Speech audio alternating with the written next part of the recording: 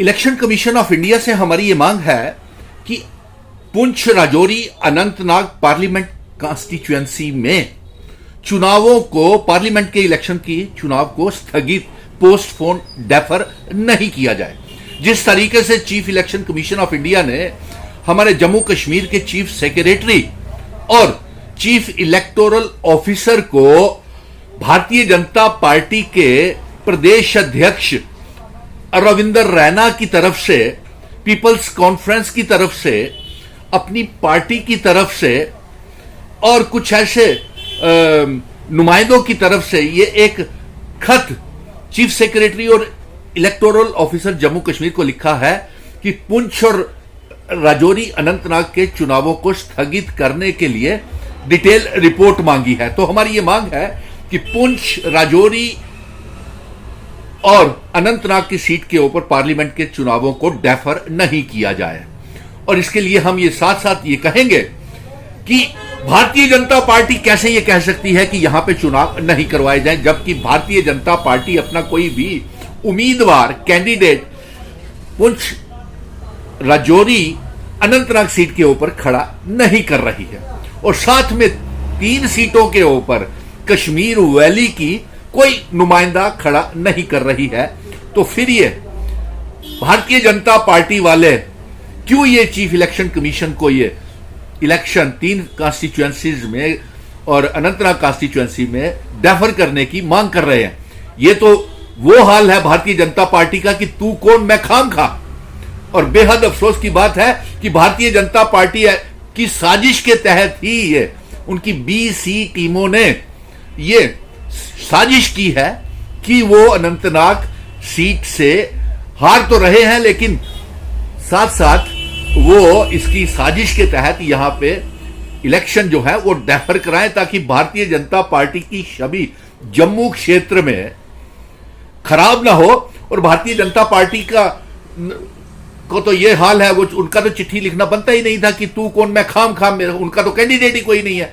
और इनका ये हाल है भारतीय जनता पार्टी का कि ये जंज के साथ भी हो जाते हैं और डोली के साथ भी चल पड़ते हैं। ये तो ये बचा नहीं पाएंगे। और सबसे बड़ी फेलियर तो लेफ्टिनेंट गवर्नर मनोज सिन्हा साहब की है। हम भारतीय जनता पार्टी के जो वर्कर बन करके राजभवन में बैठे हुए हैं और चुनाव आयोग, इलेक्शन कमीशन इनका घटक दल है, अलायंस पार्टनर है भारतीय जनता पार्टी का, वो पिछले कई सालों से असेंबली के चुनाव जम्मू कश्मीर में नहीं करवा रहा। लेकिन ये जंग बकरे की मां कब तक खैर मनाएगी? हम रियासत के दर्जे की जंग और चुनाव करवाने की जंग सुप्रीम कोर्ट से जीत करके आए हैं और ये जंग आगे भी जारी रहेगी। और इसलिए देखिए, मेजर पॉलिटिकल पार्टीज, ना नेशनल कॉन्फ्रेंस, ना अलायंस पार्टनर्स, ना कांग्रेस पार्टी, ना PDP, जो हमारे घटक दलों के जो अलायंस कैंडिडेट्स हैं, उनमें से किसी भी कोई भी 3 सीटों के ऊपर या पुंछ, राजौरी सीट, अनंतनाग के ऊपर कोई डेफरमेंट की डिमांड नहीं कर रहा।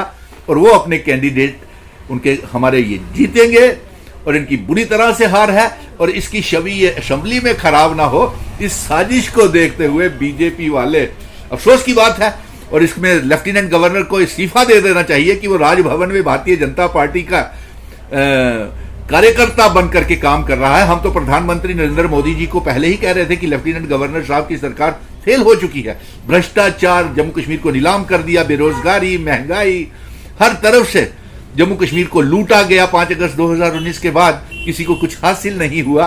और आखिर आज ये भी ये षड्यंत्र कर रहे हैं कि पुंछ, राजौरी पार्लियामेंट्री कॉन्स्टिट्यूएंसी के ऊपर चुनाव नहीं करवाए जाए। और साथ में रविंदर रैना को भी, प्रदेश अध्यक्ष को भी इस्तीफा दे देना चाहिए, रेजिग्नेशन दे देना चाहिए, क्योंकि वो कश्मीर की 3 सीटों के लिए और अपने होम टाउन में ही वो कोई पार्लियामेंट का कैंडिडेट, नेता तैयार नहीं कर पाए। इसलिए हम चुनाव आयोग से फिर से आखिर में गुहार लगाते हैं कि पुंछ, राजौरी, अनंतनाग सीट के ऊपर चुनावों को डेफर मत करें और साथ में जल्द ही असेंबली के चुनाव जम्मू कश्मीर में करवाए जाएं और उससे पहले रियासत का दर्जा हमारा वापस किया जाए। जय हिंद। और चुनाव आयोग को ये हमारी इस पैगाम को सीरियसली, संजीदगी से लेना पड़ेगा। नहीं तो जम्मू कश्मीर के लोग आगे ही बेहद गुस्से में हैं। वो गुस्सा कहीं चुनाव आयोग के ऊपर ना निकले, इसलिए अनंतनाग और पुंछ राजौरी सीट के ऊपर चुनावों को स्थगित डेफर नहीं किया जाए और जल्द से जल्द असेंबली के चुनाव भी पार्लियामेंट के चुनावों के बाद जल्द करवा दिए जाएं।